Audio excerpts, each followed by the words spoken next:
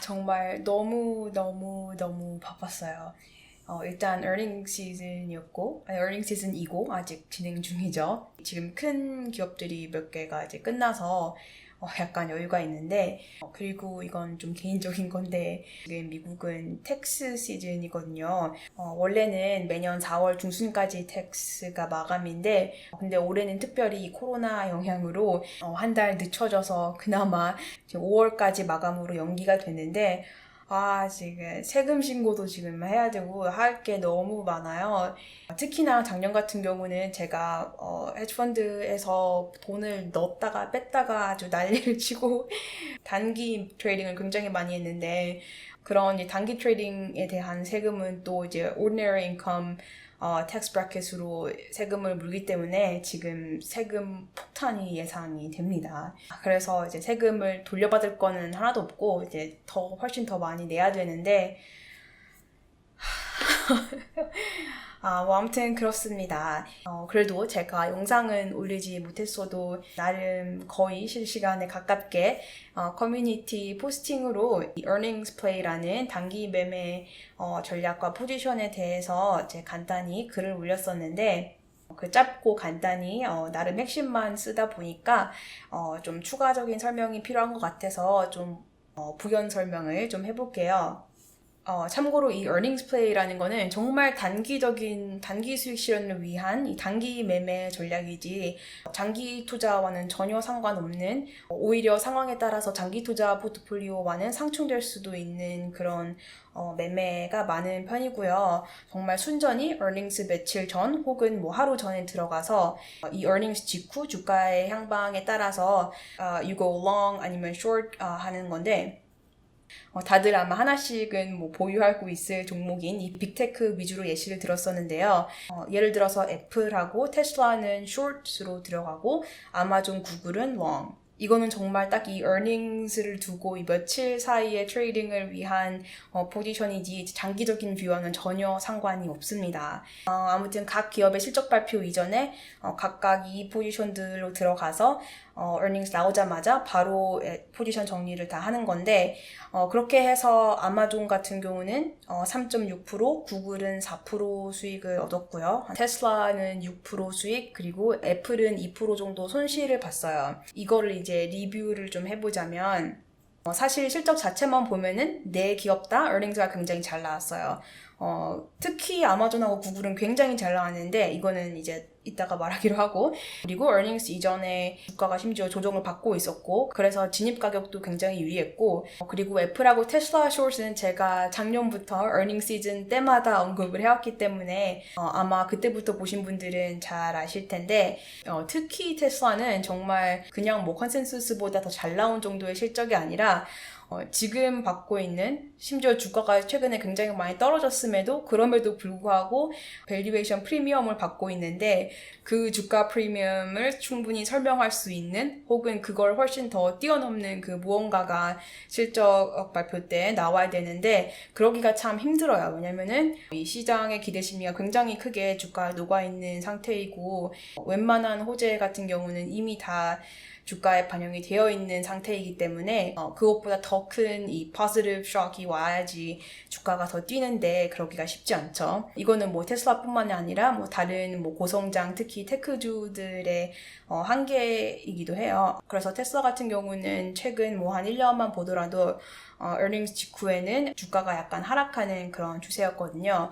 그리고 애플도 마찬가지죠. 애플도 굉장히 실적이 좋게 나왔는데 그거조차도 거의 대부분 예상을 하고 있었던 거였고, it wasn't a new news. 그게 문제였는데, 그럼 애플하고 테슬라 short은 일단 방향성은 맞았는데, 그런데 왜 둘 다 수익을 보지 못하고 애플 같은 경우는 왜 2% 손실로 청산을 했냐. 그래서 이 손실 부분에 대해서 좀 볼게요. 이거는 제 트레이딩 미스라기보다는 어쨌든 왜 이렇게 됐는지 아는 게 좋은 것 같아서, 원래 손실을 피하는 게 수익을 내는 것보다 더 중요하기 때문에. 자, 예를 들어서 애플 같은 경우는 제가 earnings 나오자마자 바로 정리하지 않고 하루만 더 기다렸다면은 예상대로 주가가 살짝 하락을 해서 제가 수익을 얻었을 테지만, 제가 이 earnings play라는 이 단기 매매를 할 때 제 트레이딩 원칙상 맥시멈 earnings 뭐 한 2, 3일 정도 전에 들어가서 포지션을 청산하는 거는 항상 earnings 나오자마자 바로 그 직후에, 그러니까 earnings 당일이 되겠죠. 심지어 그게 aftermarket이라도.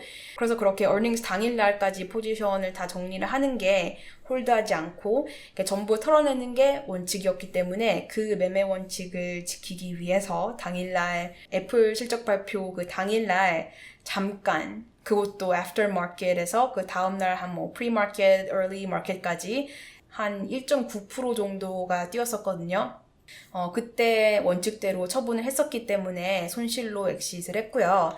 하지만 이 원칙을 지킨 덕분에 테슬라 같은 경우는 earnings 직후 크게 하락했을 때 바로 커버해서 수익을 한 6% 정도 얻을 수가 있었고, 그런데 만약에 제가 더 욕심을 부려서 금요일까지 갖고 있었다면 그 이후에 또 일부 반등을 했었잖아요. 그러면 그때까지 기다리고 있었던 게 손실로 끝났겠죠.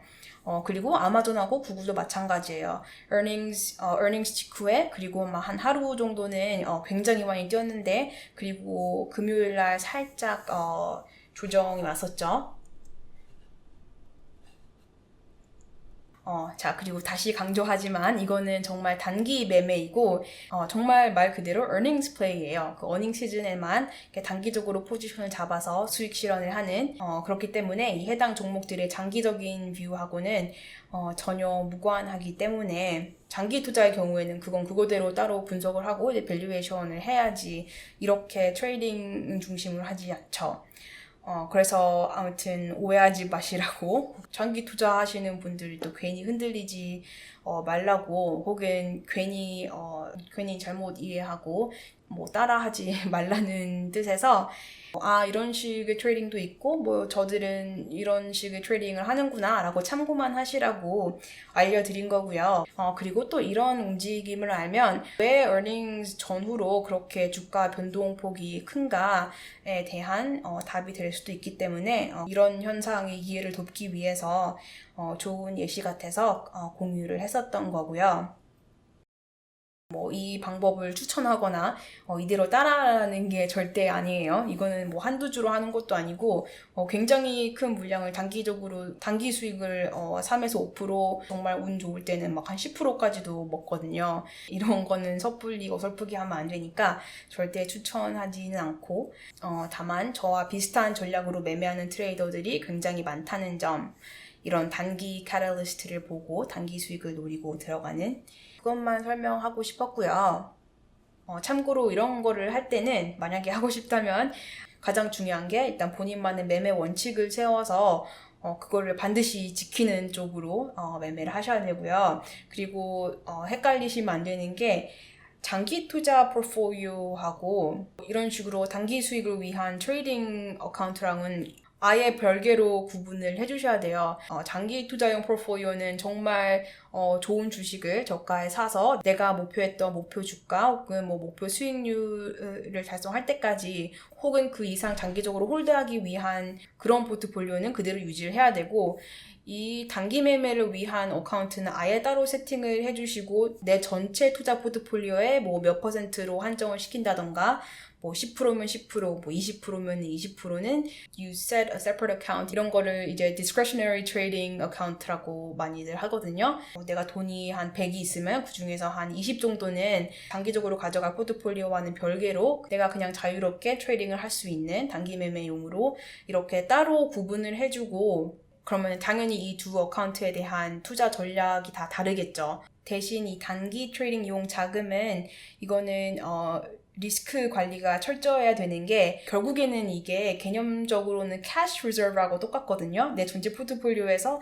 내가 들고 있는 뭐 현금, 그래서 내 본 포트폴리오, 내 장기 투자용 포트폴리오의 종목이 그 기업 자체의 문제가 아닌 이 마켓, 이 매크로 움직임에 의해서 주가가 떨어진다든지 이런 하락 구간이 있을 때 내가 추가 매수할 수 있는 이 여유 자금이 필요하잖아요. 그 자금 용도로 이제 현금을 들고 있는데, 그 현금 비중이라는 게 정말 말 그대로 현금으로만 이거를 구성할 수도 있지만 사실 어차피 놀고 있는 현금인데 단기 트레이딩으로 수익을 낼 수도 있는 거잖아요. 그래서 이거를 같은 개념으로 보는데 그 대신 이 전체 포트폴리오 관리 측면에서는 이게 현금이 현금으로 유지가 되어야 되는데 내가 그걸 또 단기 수익을 내보겠다고 있다고 트레이딩을 하다가 수익을 낼 수도 있지만 손실을 볼 수도 있고 그거는 모르는 거잖아요.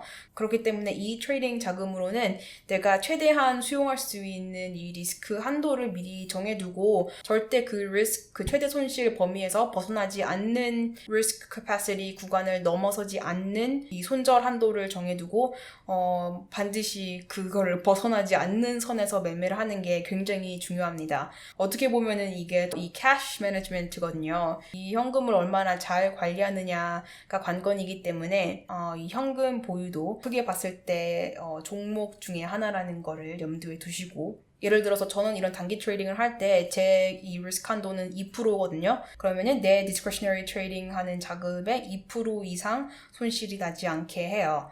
만약에 그 이상 손실이 넘어갈 것 같으면은 바로 거기서 loss cut을 하는 식으로 리스크 관리를 합니다.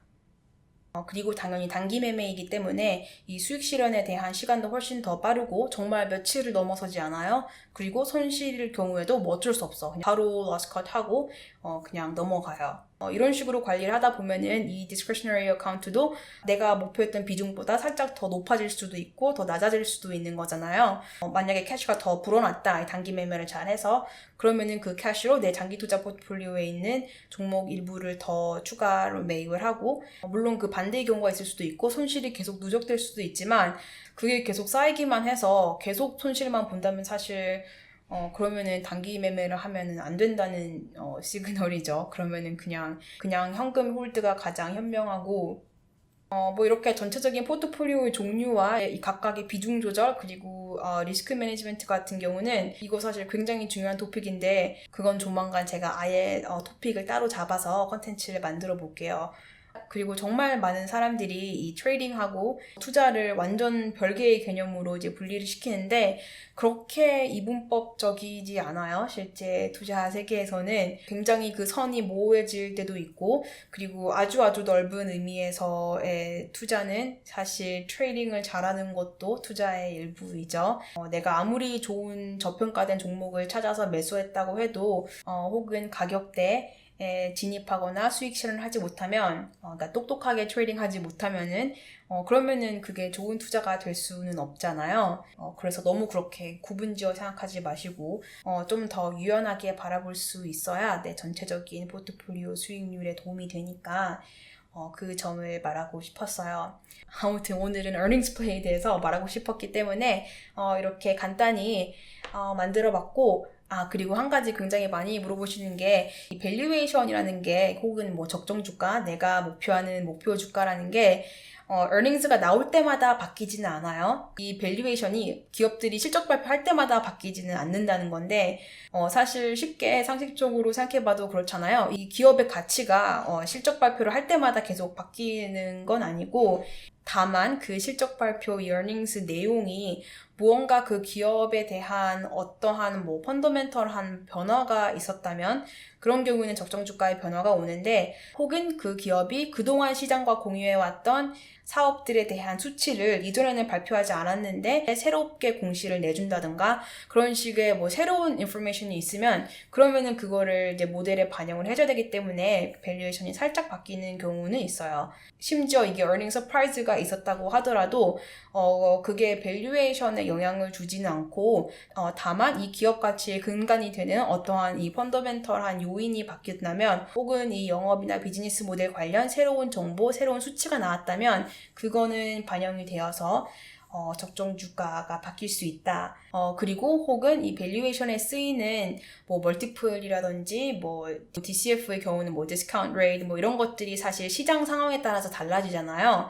내가 밸류에이션 한 기업들의 비교 대상 멀티플이 바뀐다든지 아니면 섹터 전체의 멀티플이 더 높아진다든지 낮아진다든지, 그리고 디스카운트 레이트도 시장 상황에 따라서 달라지죠. 이런 경우도 포함이 됩니다. 그래서 아무튼 다음 영상에서 구글을 예시로 한번 적정 주가를 구해볼게요.